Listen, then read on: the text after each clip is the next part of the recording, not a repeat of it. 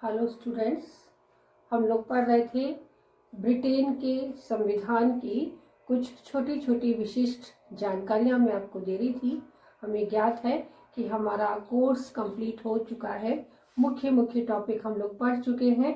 अब छोटे छोटे विशिष्ट जानकारियां जो हैं, जो हमारे एग्जामिनेशन के लिए महत्वपूर्ण हो सकती हैं, तो उन्हें मैं आपको रिवाइज करवा रही हूँ। तो आज हम पढ़ रहे हैं कॉमन सभा, हाउस ऑफ कॉमन। तो क्या है हाउस ऑफ कॉमन, इससे आप लोग पूर्ण रूप से जानकारी है आपको। तो ये क्या है? संसद का निम्न सदन है। जैसा हमें ज्ञात है कि भारत में संसद को पार्लियामेंट या व्यवस्थापिका कहते हैं, वैसे ही ब्रिटेन में भी संसद को पार्लियामेंट या व्यवस्थापिका कहते हैं। भारत के समान ब्रिटेन में भी द्विसदनात्मक शासन व्यवस्था है। इसका अर्थ ये है कि संसद के 2 सदन होते हैं। जैसे भारत में होते हैं लोकसभा और राज्यसभा, वैसे ब्रिटेन में होते हैं house of common and house of Lord. तो हाउस ऑफ कॉमन निम्न सदन है और हाउस ऑफ लॉर्ड उच्च सदन है। ये कल हमने उच्च सदन को पढ़ लिया था और आज हम निम्न सदन को पढ़ रहे हैं, जिसका नाम है कॉमन सभा या हाउस ऑफ कॉमन। तो हाउस ऑफ कॉमन के सदस्यों की संख्या ज्यादा होती है। क्यों ज्यादा होती है? जनता बहुत ज्यादा है और जनता के प्रतिनिधि ही इस कॉमन सभा के सदस्य होते हैं। जैसे भारत में होता है, वैसे ही ब्रिटेन में भी होता है। यदि हम इसकी सामान्य परिचय की बात करते हैं तो लगभग 75,000 प्रतिनिधियों का प्रतिनिधित्व कॉमन सभा का एक प्रतिनिधि करता है। और इसके सदस्यों की संख्या पहले बहुत कम थी, 450 थी, फिर बढ़ते बढ़ते 650 हो गई और वर्तमान में 2017 में 650 थी और वर्तमान में इसके सदस्यों की संख्या 660 है। तो 660 सदस्यों के प्रतिनिधि कॉमन सभा में होते हैं। 660 सदस्य कॉमन सभा में होते हैं जो जनता के प्रतिनिधि होते हैं और इनकी सभाएं जो होती है वो वेस्टमिनिस्टर लंदन में होती है और इनका कार्यकाल 5 वर्ष होता है। जिस प्रकार से भारत का जो लोकसभा का कार्यकाल 5 वर्ष है निम्न सदन का, उसी प्रकार से इसका भी 5 वर्ष का कार्यकाल होता है। यदि हम बात करते हैं कॉमन सभा के विशेषाधिकारों की, तो आप समझ तो गए हैं कॉमन सभा क्या होती है कि निम्न सदन है। और इसके लिए कहा जाता है कि जब हम सुनते हैं कोई बात कि प्रधानमंत्री ने उसको भंग कर दिया, सरकार को भंग कर दिया, तो वो किसे भंग करता है? वो कॉमन सभा को भंग करता है। यदि हम बात करते हैं कि संसद ने कोई भी जो बात प्रारंभ हुई है वो कहाँ से उसकी शुरुआत होती है? कॉमन सभा से उसकी शुरुआत होती है। और यदि कोई विधेयक धन विधेयक है तो उसकी शुरुआत तो हमेशा से ही किसमें होती है? कॉमन सभा में ही होती है। तो ये इसका विशिष्ट परिचय था। हम बात करते हैं कॉमन सभा के सदस्यों के विशेषाधिकारों की कि कौन कौन से विशेषाधिकार होते हैं जो कॉमन सभा के सदस्य होते हैं। तो उसमें पहला विशेषाधिकार है कि कॉमन सभा के सदस्यों को भाषण और अभिव्यक्ति की पूर्ण स्वतंत्रता होती है। तो ये अपने भाषण को विशिष्ट रूप से बता सकते हैं, दर्शा सकते हैं, लेकिन स्पीकर की इजाजत से ही, कि जो कॉमन सभा का अध्यक्ष होता है उसको भी स्पीकर कहते हैं। वो उसमें अध्यक्ष भी होता है और एक उपाध्यक्ष भी होता है। तो अध्यक्ष और उपाध्यक्ष की इजाजत से ही ये भाषण और अभिव्यक्ति की स्वतंत्रता इनको प्राप्त होती है। उसके बाद विशेषाधिकारों की बात करते हैं तो दूसरा विशेषाधिकार है कि इन्हें निर्धारित वेतन और भत्ते जो मिलते हैं सरकार से, वो मिलते ही रहते हैं। और उसके बाद ये सुविधापूर्ण रेल यात्रा करने के लिए भी पूर्ण रूप से इनको विशिष्ट छूट होती है कि ये रेलगाड़ी में एसी में या इनकी विशिष्ट बोगी होती है, उसके हिसाब से ये सुविधापूर्ण जीवन जी सकते हैं।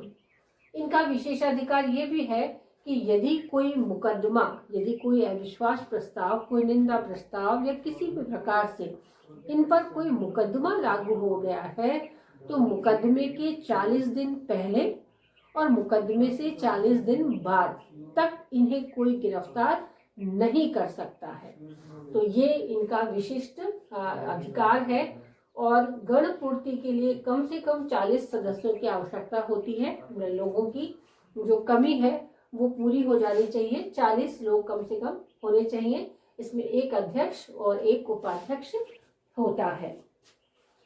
रॉबर्ट वॉलपोल का मानना है कि जब कोई मंत्री संसद से परामर्श लेता है तो वह लोक सदन यानी कॉमन सभा से ही परामर्श लेता है, और जब सम्राट संसद को विघटित करता है तब वह लोक सदन को ही विघटित करता है। वर्तमान में लोक सदन ही संसद का पर्याय बन चुकी है। अतः कहा जाता है कि मंत्रिमंडल संसद के प्रति उत्तरदायी है, जबकि वह लोक सदन के प्रति उत्तरदायी होता है। यानी मंत्रिमंडल पूरा का पूरा लोक सदन के प्रति उत्तरदायी होता है। इसके सदस्यों की वर्तमान संख्या 660 है, जो लगभग 75,000 के करीब मतदाताओं का प्रतिनिधित्व करते हैं। इनका कार्यकाल 5 वर्ष का रहता है और आवश्यकता पड़ने पर इनका कार्यकाल बढ़ाया भी जा सकता है। प्रधानमंत्री की सिफारिश पर सम्राट या महारानी इसे शीघ्र भंग भी करके नए चुनाव भी करवा सकता है। इसे भंग कर सकता है सम्राट या महारानी जो भी है, और वो नए चुनाव भी करवा सकते हैं। प्रधानमंत्री ऐसा उस समय करता है जब उसके विरुद्ध अविश्वास प्रस्ताव पास हो जाए और वह जनता से दोबारा शक्ति प्राप्त करने की अपील करता हो।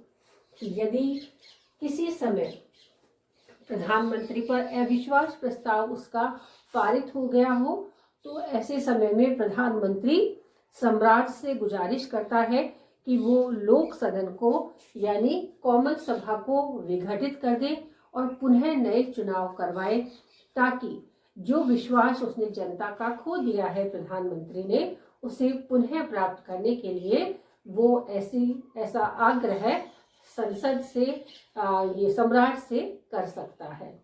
तो इस तरीके से हमने देखा कि जो कॉमन सभा होती है वो एक विशेष प्रकार की सभा है। और यदि हम ये कहें कि संसद में होते 2 सदन हैं, लेकिन उसका विशेष सदन लोक सदन होता है, कॉमन सभा होती है। और यदि हम बात करते हैं अन्य राष्ट्रों के तुलनात्मक अध्ययन की, तो ब्रिटेन का जो प्रथम सदन है यानी लॉर्ड सभा जो है वो दुर्बलतम सदन है, और इसका जो निम्न सदन है लोक सदन, ये उसका विशिष्ट सदन बना हुआ है शक्तियों की दृष्टि से।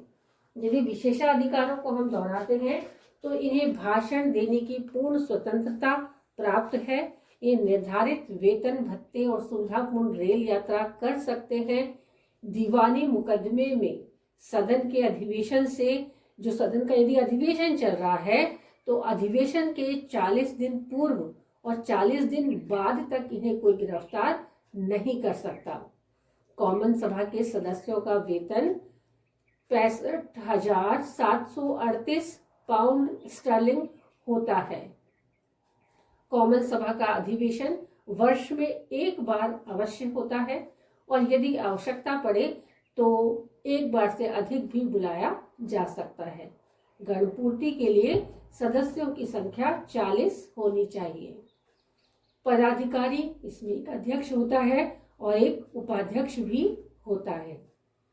यदि हम कार्यों की बात करते हैं कि कॉमन सभा के विशिष्ट कार्य क्या है, तो पहला जो विधि निर्माण संबंधी कार्य आता है वह किसी भी विषय पर कानून बना सकता है, और लॉर्ड सभा जो है उसे 1 महीने तक रोक सकती है कि कॉमन सभा किसी भी विषय पर, क्योंकि ब्रिटेन का संविधान लिखित संविधान तो है नहीं, तो वो किसी भी विषय पर कानून बनाने की क्षमता रखता है। तो वो किसी भी विषय पर कानून बना सकता है, और कानून निर्माण की प्रक्रिया में यदि उच्च सदन लॉर्ड सभा इसे रोकता भी है तो वो बस केवल 1 महीने तक रोक सकता है, और उसके बाद यदि उसमें कोई कुछ भी वो करने में वो असक्षम है या 1 महीने तक कोई कार्यवाही नहीं किया, ध्यान नहीं दिया, तो वो कानून लागू हो जाता है। बात करते हैं कार्यपालिका के कार्यों की। तो कार्यपालिका का कार्य मंत्रिमंडल केवल कॉमन सभा के लिए उत्तरदायी होता है, और कॉमन सभा के सदस्य मंत्रियों से पूरक प्रश्न पूछ सकते हैं, काम रोको प्रस्ताव, निंदा प्रस्ताव या अविश्वास प्रस्ताव पारित कर सकते हैं, और प्रधानमंत्री कॉमन सभा में से ही चुना जाता है।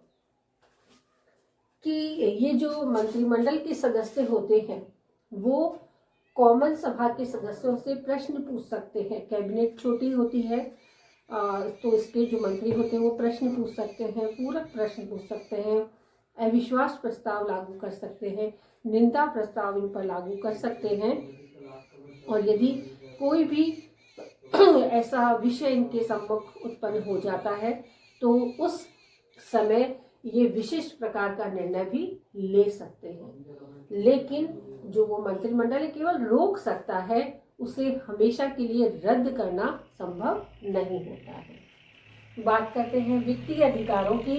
तो वित्तीय जो अधिकार है, जो राष्ट्रीय वित्त है, उसके ऊपर जनता का अधिकार होता है, और जनता ने ही उसको इकट्ठा किया है तो पूर्ण अधिकार भी जनता का ही होगा। तो वित्त विधेयक हमेशा से ही कॉमन सभा में लाए जाते हैं, और कॉमन सभा ही उसको पारित करती है। इसमें लॉर्ड सभा का कोई भी रोल नहीं होता है। बात करते हैं अन्य कार्यों की। तो अन्य कार्य क्या है कि जनता की राय की अभिव्यक्ति करना भी इनके कार्यों में आता है, कि जनता यदि किसी विशिष्ट कार्य के लिए कोई अपनी अभिव्यक्ति देना चाहती है तो वो इसके अंतर्गत दे सकती है। कॉमन सभा लोगों को शिक्षण देती है और उन्हें प्रशिक्षित भी करती है राजनीतिक गतिविधियों के लिए। जनता की शिकायतों व कष्टों को सुनना और उनके अनुरूप अग्रिम कार्यवाही करना भी इसके अन्य कार्यों के अंतर्गत आता है। अतः कहा जा सकता है कि कॉमन सभा देश का दर्पण है, और ये दर्पण के रूप में ही कार्य करती है। तो इस तरीके से हम देख सकते हैं कि जो कॉमन सभा है ब्रिटेन की, वो ब्रिटेन की विशिष्ट सभा है, निम्न सदन होते हुए भी एक शक्तिशाली सदन बना हुआ है।